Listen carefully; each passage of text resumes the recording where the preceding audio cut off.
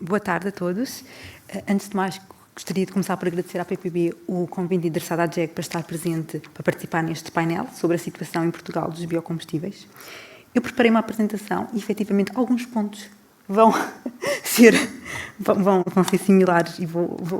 que já foram abordados pelo engenheiro António Comprido.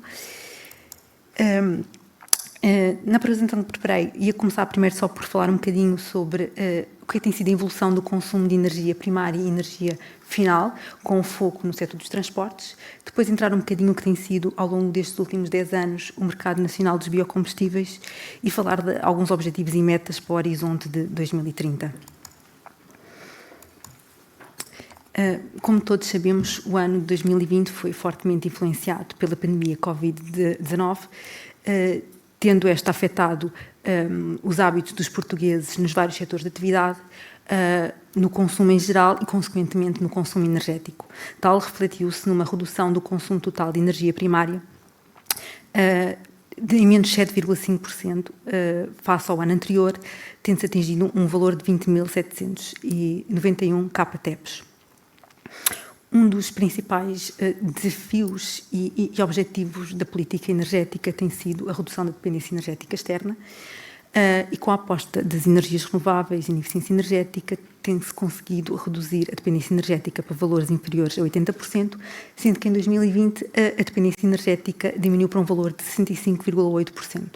Não obstante, como é possível ver pelo gráfico azul escuro, o petróleo e os produtos petróleos têm sido a principal fonte de energia primária, representando em 2020 41% do consumo total de energia primária. Também no consumo total de energia final, a pandemia também afetou este consumo, o que se refletiu na diminuição do consumo em alguns setores, como os transportes, o serviço e a indústria, e em contrapartida um aumento em outros setores, como o doméstico e a agricultura. Em termos de consumo total de energia final, esta também foi, em 2020, verificou-se uma redução de 7,2% face ao ano anterior. E os produtos de petróleo seguidos da eletricidade continuam a ser as principais fontes de energia no consumo de energia final. Olhando para o consumo de energia final por setor,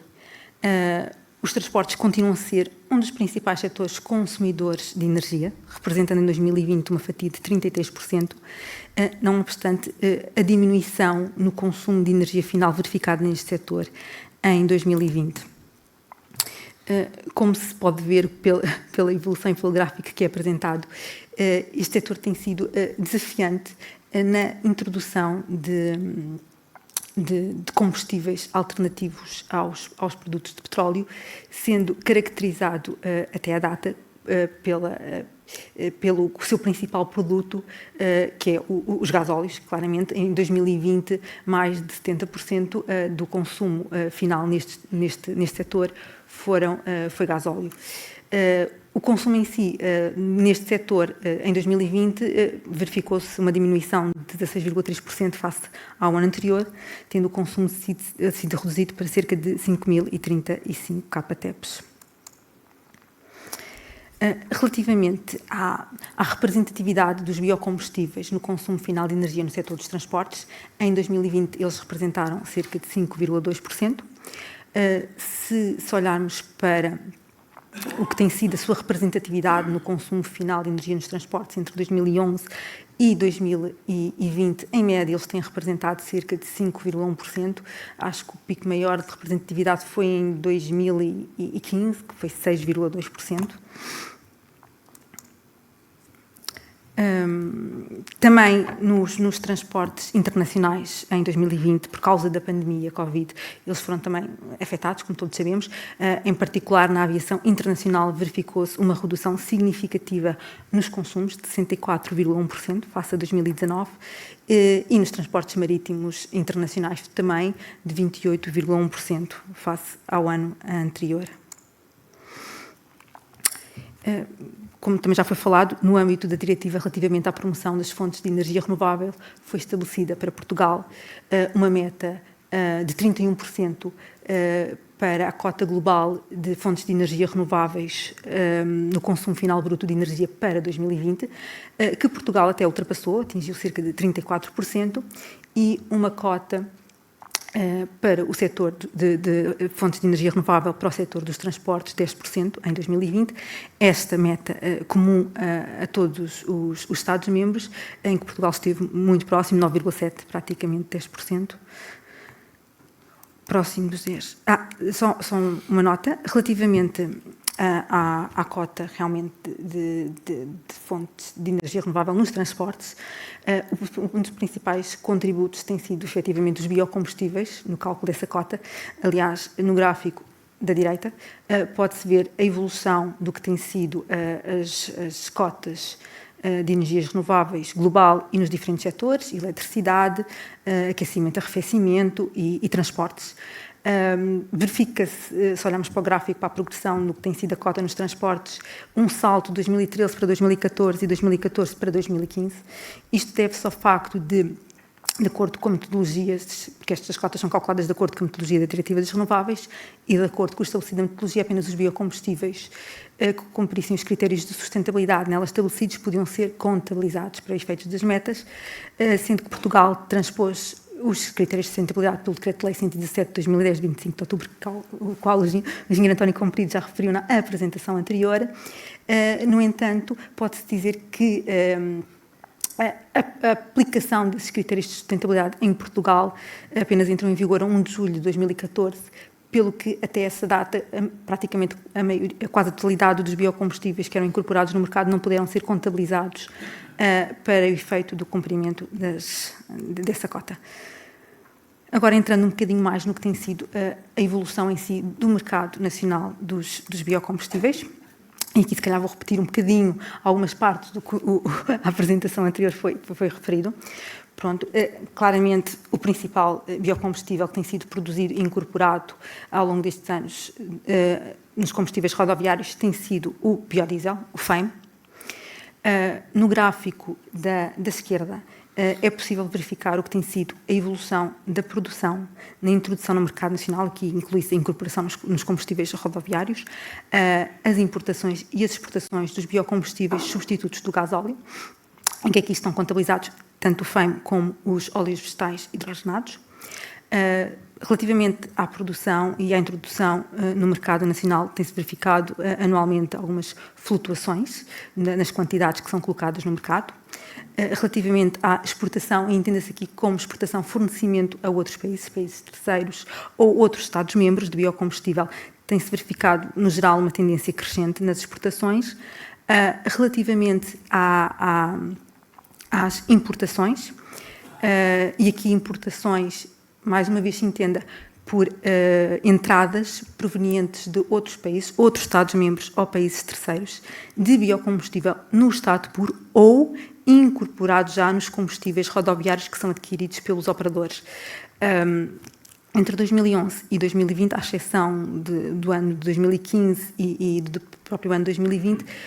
essas quantidades ficaram, diria-se, aquém dos 7 KTEPs. Relativamente aos biocombustíveis substitutos de gasóleo, como é possível verificar a evolução no gráfico da direita, eles têm, pronto, até à data não há produção nacional, efetivamente, de biocombustíveis substitutos de gasóleo, seja bioETB, seja bioetanol ou outros. E relativamente às suas introduções no mercado, eles têm tido pouca expressão comparativamente com os substitutos,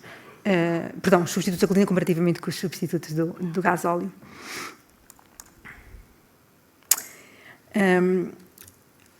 Como já foi referido também na apresentação anterior, e tendo em atenção a informação reportada pelos operadores à entidade coordenadora do cumprimento dos critérios de sustentabilidade, a ASES, cujas as competências atualmente encontram-se atribuídas ao Laboratório Nacional de Energia e Geologia. E olhando para esta série dos últimos 3 anos, de 2019 a 2021, efetivamente os óleos alimentares usados são a principal matéria-prima utilizada na produção nacional de biocombustíveis. de acordo com a informação disponibilizada por eles,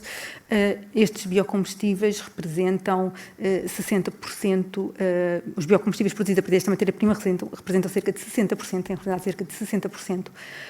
do que tem sido a produção nacional reportada à ASS com destino ao mercado nacional. Relativamente aos biocombustíveis produzidos a partir daquelas matérias-primas provenientes de culturas alimentares para consumo humano e animal, a sua representatividade nestes últimos 3 anos tem sido inferior a 38%, acho que em 2021 foi cerca de 26,1%. Esses biocombustíveis, que de certa forma contrastam um bocadinho com o que era a situação em 2011, em que me lembro que quase a totalidade dos biocombustíveis produzidos a nível nacional eram com recurso, sobretudo, a estas matérias-primas originárias de culturas alimentares, em particular soja, colza e um bocadinho em menor percentagem a palma, que eram as principais utilizadas em 2011. Relativamente aos biocombustíveis avançados, e entendendo-se aqui como biocombustíveis avançados, biocombustíveis produzidos a partir das matérias-primas, listadas, enquadradas na parte A do anexo 4 do Decreto-Lei 117 de 2010, na sua redação atual, que, no geral, em termos genéricos, corresponde mais ou menos à parte A do anexo 9 da Diretiva das Renováveis. Tem-se verificado um aumento da produção de biocombustíveis avançados, geralmente, basicamente, no gráfico, são basicamente as matérias-primas que estão em tons de verde, pronto, que são as que estão enquadradas na parte A do anexo 4, e elas em 2021 tiveram estes biocombustíveis, relativamente à informação que foi reportada à ASS, representaram cerca de 12% do volume total que lhe foi reportado. Referi também... 5 minutos, está bem? 5 minutos, tenho que acelerar. Relativamente só à questão das matérias-primas também, só referir um ponto, apesar deste aumento, estas alterações no tipo de matérias-primas processados, a quantidade de matéria-prima endógena utilizada na produção nacional de biocombustíveis tem sido inferior a 10%. Os colegas da SSI não têm fechado completamente os dados de 2021 relativamente às origens das matérias-primas, no entanto, estima-se que, efetivamente, essas matérias-primas, a quantidade de biocombustíveis produzida a partir de matérias-primas endógenas continua a ser inferior a 10%, sendo grande parte das matérias-primas tendo outras proveniências de outros países. Entrando agora só um bocadinho, muito rapidamente, nas importações, e pronto, esta parte também já foi falada na apresentação anterior, verifica-se aqui, de acordo com a informação reportada à ASS, nos últimos 3 anos, um aumento das importações de biocombustíveis em 2021, em particular de HVO, em que, basicamente, este HVO foi a parte dele de óleos alimentares usados e outra parte, sobretudo, aliás, as matérias-primas utilizadas no HVO de óleos alimentares usados e também de outras matérias-primas listadas na parte A do anexo 4, que fica enquadrando-se assim na definição de biocombustíveis avançados. Relativamente ao horizonte de 2030, Portugal está empenhado, como todos sabemos, em atingir a neutralidade carbónica a 2050 e sabendo que, para alcançar esse objetivo, o maior esforço para a redução, para alcançar esse objetivo, o maior esforço de redução das emissões de gases com efeito de estufa e de transição energética, um grande esforço teria de ser feito durante esta década. Portugal empenhou-se na elaboração de um quadro estratégico, o Plano Nacional de Energia e Clima para o horizonte de 2030, que estabelece vários objetivos e metas que visam a descarbonização dos vários setores, incluindo no setor dos transportes, tendo para ele definido objetivos, por exemplo, de redução das emissões de CO2 em cerca de 40% comparativamente a 2005 e de introdução de cerca de 20% de FERs nos transportes no horizonte de 2030. Aqui estão os objetivos estratégicos que foram definidos no PNEC, como descarbonizar a economia nacional, dar prioridade à eficiência energética, reforçar a aposta das energias renováveis, reduzir a dependência energética do país, garantir a segurança de abastecimento, promover a mobilidade sustentável, promover uma agricultura sustentável e potenciar o sequestro de carbono, desenvolver uma indústria inovadora e competitiva, garantir uma transição justa, democrática e coesa. Como já foi referido, realmente os transportes têm sido um setor desafiante na descarbonização e na introdução de fontes de energia alternativas. Para a prossecução dos objetivos e metas estabelecidos no PNEC, ele estabelece várias medidas de ação, muitas delas incidentes nos transportes. Na área dos biocombustíveis citam-se algumas medidas de ação que estão lá contemplados, como promover a produção de biocombustíveis com recurso ao aproveitamento de biomassas residuais ou com pouco valor económico, ou resíduos e outros recursos alternativos endógenos, ou seja, matérias-primas endógenas, avançar com o phase-out dos biocombustíveis convencionais, produzidos a partir de culturas alimentares com elevado risco de alteração do uso dos solos, promover misturas ricas em bioenergia, promover a instalação de pontos de abastecimento de combustíveis líquidos e gasosos 100% renováveis em frotas de transportes públicos ou de serviço municipal, incluindo soluções de biocombustíveis avançados, entre outras. Pronto. Finalmente, e também já foi referido no painel anterior, de forma a tentar acelerar a descarbonização da economia da UE e na persecução do objetivo de redução das emissões de gases com efeito de estufa em pelo menos 55% até 2030, em comparação com os níveis de 1990, a Comissão apresentou um conjunto de propostas legislativas, o 55 Package, em várias áreas: clima, transportes, energia, fiscalidade. Muitas delas já foram referidas no painel anterior, como a revisão da Diretiva das Renováveis, a revisão da Diretiva de Eficiência Energética, da infraestrutura para combustíveis alternativos, o novo regulamento do Fuel Aviation, para a aviação, para a parte marítima também, o Fuel UE marítimo, a revisão da Diretiva da Tributação. Pronto, e que para alcançar este objetivo para 2030 e olhando para todos os modos de transporte, serão necessárias várias soluções complementares e o Sr. Secretário de Estado também no painel anterior já disse quais são as prioridades dessas soluções, pronto, e também não esquecendo realmente uma prioridade de uma política energética sustentável. O principal objetivo é a segurança de abastecimento. Obrigada pela atenção. Muito obrigado.